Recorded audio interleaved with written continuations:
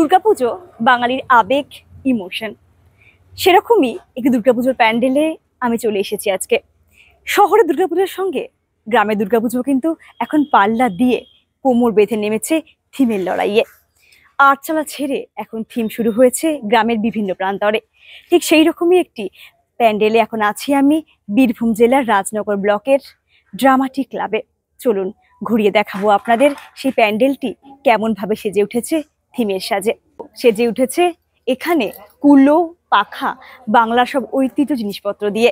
পেয়ে গিয়েছি এখানকার যিনি শিল্পী বা কারিগর, তাকে কথা বলে নেব ওনার সাথে, উনি কিভাবে সৃষ্টি করেছেন ওনার হাত দিয়ে শিল্পকলাকে। দাদা, আপনার নামটা যদি একটু বলেন। আমার নাম তন্ময় দাস। এবারে আমাদের রাজনগরের এই থিমের মূল ভাবনা হচ্ছে বাংলার চিত্তপটে মা। ঠিক আছে, বাংলার চিত্তপটে মা মানে বাংলার যে সকল আর্টগুলো থাকে, যামিনী রায়ের পেন্টিং, কিছু সরার কাজ, কিছু কুলোর কাজ, সেগুলো দিয়ে আমরা মেনলি এই প্যান্ডেলটা করেছি। আপনারা এদিকে আসুন, দেখতে পাবেন। এই যে দেখছেন মুড়ি চালনা, এখন মেশিনে মুড়ি ভাজে, মুড়ি চালনার ব্যাপারটা খুব একটা নেই। তাই এই জিনিসটাকে আমি সবাইকে জানানোর জন্য এবং ওইটাকে দিয়ে যে আর আর্টিফিশিয়াল কিছু কাজ করা যায়, সেই জিনিসটাকে আমি তুলে ধরেছি। এখানে আছে মাদুরের কাজ আছে, যেটাকে সব বলা হয়। হ্যাঁ, তারপরে আরও এদিকে চলে আসুন, ওখানে মায়ের মূর্তি করা হয়েছে। পাখা থার্মোকল দিয়ে করা, থার্মোকল দিয়ে। ওই ওপরে একটা মা দুর্গার পেন্টিং করা আছে যামিনী রায়ের স্টাইলে। ওইগুলো প্লাস্টিকের ঘোড়া, সেগুলোতে কাপড় দিয়ে ডিজাইন করা আছে। আর ওইগুলো তালপাতার পাখা, যেটা এখন দেখতেই পাওয়া যায় না। একদমই না, মানে তালপাতার পাখা সত্যি দেখতে পাওয়া যায় না। এই পাখা পাওয়ার জন্য আমাকে অনেক মেহনত করতে হয়েছে। হ্যাঁ, তাহলে গ্রামে এই অবস্থা, শহরে তাহলে কি অবস্থা হতে পারে। আর তালপাতার পাখার মধ্যে দেখতে পাচ্ছি খুব সুন্দর করে একটা লাল রঙের কুচি করা আছে। ফিতে, যে আগে মেয়েরা ফিতে বাঁধতো, ওই ফিতে কালেক্ট করে সেই ফিতেগুলো দিয়ে ডেকোরেট। ফিতেও তো এখন প্রায় অবলুপ্তির পথে। তো এগুলো কালেক্ট করতে তো আপনাকে বেশ পরিশ্রম করতে হয়েছে। ভালোই পরিশ্রম করতে হয়েছে। আর এই যে এত সুন্দর পেন্টিং করেছেন, এই পেন্টিংটা কি আপনি বরাবর শিখে এসেছেন, নাকি আপনার সত্তাবোধ থেকে কাজ করে? আমাদের এটা ট্র্যাডিশনাল ভাবে আমার দাদু বা আমার বাবা, কাকা সবাই করে। আমি বিশ্বভারতী থেকে ট্রেনিং নিয়েছি, সেই কারণে আমার এই চিন্তা ভাবনাগুলো একটু বেশি এসেছে। সত্যি অসাধারণ, যত দেখছি তত অবাক হয়ে যাচ্ছি প্যান্ডেলটা দেখে। চলুন ঘুরে দেখি এখানের আরো শিল্পকলা, ওনার হাতের জাদুকরি সব কাজকর্ম। বাংলার থিমের পুজো এখানে তৈরি হয়েছে মাদুর, পাখা, চালনা, মুড়ি চালনা, কুলো এইসব দিয়ে। কিন্তু এখানে মা সাবেকি রূপেই প্রতিষ্ঠিত আছেন এবং এখানকার যিনি শিল্পী, তিনি কিন্তু এই মাতৃমূর্তিটাও কিন্তু সৃষ্টি করেছেন মৃন্ময়ী মাকে। চিন্ময় রূপদান কিন্তু উনিই করছেন। শুনে নেব উনি ঠিক কিভাবে, এখনো যদিও মায়ের চক্ষুদান হয়নি, যে কোনো প্যান্ডেল শুরু হয় কিন্তু হাতের বিভিন্ন রকম শিল্পকে রূপদানের মাধ্যমে। এখন কিন্তু সেরকমই ভাবে বসে আছি যখন শিল্পী রূপদান করছেন প্যান্ডেলের বিভিন্ন সামগ্রীকে। তাতে এটা কি বানাচ্ছেন আপনি? এটাকে সরা পেন্টিং বলে। মাটির সরা হয় না, মাটির সরা। আচ্ছা, মাটির সরা। মাটির সরাকে প্রথমে শিস পেপার, স্যান্ড পেপার যেটা বলে, সেটা দিয়ে ঘষে প্লেন করতে হয়। তারপরে ভালো করে ওটাকে মোটা কিছু জিনিস দিয়ে, মোটা রং দিয়ে, প্রাইমার হোক বা ডিস্টেম্পার হোক দিয়ে প্লেন করে তারপরে পেন্টিং করে কালার করতে হয়। আচ্ছা, তবে ব্যাপারটা স্মুথ হয়। কারণ আমি দেখতে পাচ্ছি যে এইখানের জিনিসটা যেটা রয়েছে সেটা খুব রাফ, এই দিকটা আরো বেশি রাফ থাকে। আচ্ছা, এই দিকটা যদি হতো এরকম, যদি এই পাশটা হয় তাহলে আমাদের অনেকটা সুবিধা। এই পাশের তুলনায় এই পাশটা অনেক বেশি রাফ থাকে। যেহেতু আমি সময় পাইনি অর্ডার দিয়ে এই পাশের মতন এই পাশটা করাতে পারিনি, আমাকে নর্মালি কিনতে হয়েছে। আর আপনার সাথে কথা বলে জানতে পারলাম যে আপনি আরো অন্য জায়গায় থিমের পুজো করছেন। হ্যাঁ, আরো অন্য, যেহেতু আপনার ব্যস্ততা একটু থাকবেই, তো সব সময় তো সব জায়গায় সময় দেওয়া সম্ভব নয়। তো আপনি যেখানে কাজ করছেন, থিমটা তুলে ধরেছেন, তো বিষয়বস্তুটা কি, কি নাম দিয়েছেন এই থিমটার?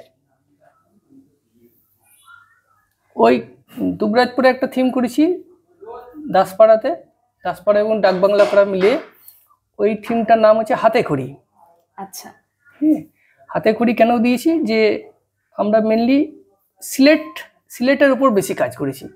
এখন সিলেট কেউ লেখে বলে মনে হয় না, হ্যাঁ, খুবই মেহনত করে সিলেট গুলো একমাত্র কলকাতা থেকে হাতে আনা করে যায়। দেওয়ার সময় হ্যাঁ, স্লেটে স্লেট লেখা নেই, হয়। তারপরে বাচ্চারা হয়তো খাতা পেন্সিলের উপর বেশি ডিপেন্ডেবল। হ্যাঁ, তো ওই স্লেট আমি কালেক্ট করে টোটাল প্যান্ডেলটা স্লেট দিয়ে সাজিয়েছি, এবং বড় বড় কিছু স্লেট বানানো করেছি, নিজে বানিয়েছি। সেগুলোর উপর বালি দিয়ে ওই সহজ পাটের যে ছবিগুলো আছে সেগুলো করেছি। আচ্ছা, তাহলে শিল্পী উনি কোথাও তৈরি করেছেন স্লেট দিয়ে শিল্পকলা, কোথাও আবার গ্রামীণ বিভিন্ন ঐতিহ্য দিয়ে। এখানে সেরকমই দেখতে পাচ্ছি গ্রামের ঐতিহ্যের মধ্যে সরাও কিন্তু পড়ে। গ্রামে বিভিন্ন পুজো আচ্ছাতে বিভিন্ন উৎসবে এখনো সরা ব্যবহার করা হয়। এই সরার মধ্যে তিনি কিন্তু এঁকে তুলছেন ওনার হাতের বিভিন্ন রকম আকার চিত্র, তৈরি হয়ে উঠছে সরাটা ওনার মাধ্যমে পটচিত্র। এইভাবেই শিল্পীরা সৃষ্টি করুক বিভিন্ন শিল্পী সত্তা, যাতে আমরা আরো আরো সমৃদ্ধ হই এই থিমের পুজোগুলো পাওয়ার মাধ্যমে। সত্যি কত ভালো লাগে, এই সমস্ত মানুষগুলো আছে বলেই কিন্তু গ্রাম বাংলা হোক শহর হোক সমস্ত জায়গা সেজে উঠছে থিমের প্যান্ডেলে। সাবেকিয়ানার আবরণ ছেড়ে গ্রামের বিভিন্ন প্যান্ডেল থিমের আবরণে আবরিত হচ্ছে ইনাদের হাত ধরেই। আরো দেখব ভবিষ্যতে ইনাদের হাতের আরো অনেক শিল্পকলা। এভাবেই বেঁচে থাকুক শিল্পীরা তাদের শিল্পসত্তা। আমি পেয়ে গিয়েছি রাজনগর ড্রামাটিক ক্লাবের যিনি প্রধান উদ্যোক্তা চন্দন গড়াই দাদাকে, কথা বলে নেব ওনার সাথে।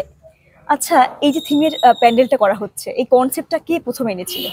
কনসেপ্ট এনেছিল বলতে উত্তরাঞ্চল কলকাতার একটা পুজো প্যান্ডেল এভাবে হয়েছিল, তো আমাদের দেখে খুব ভালো লাগে। আমাদের যিনি আমাদের মিস্ত্রি, তিনি আমাদেরকে শিল্পী আর কি। শিল্পী, উনি আমাকে দেখিয়েছিলেন যে এটা যদি ফুটানো হয় খুব ভালো লাগবে।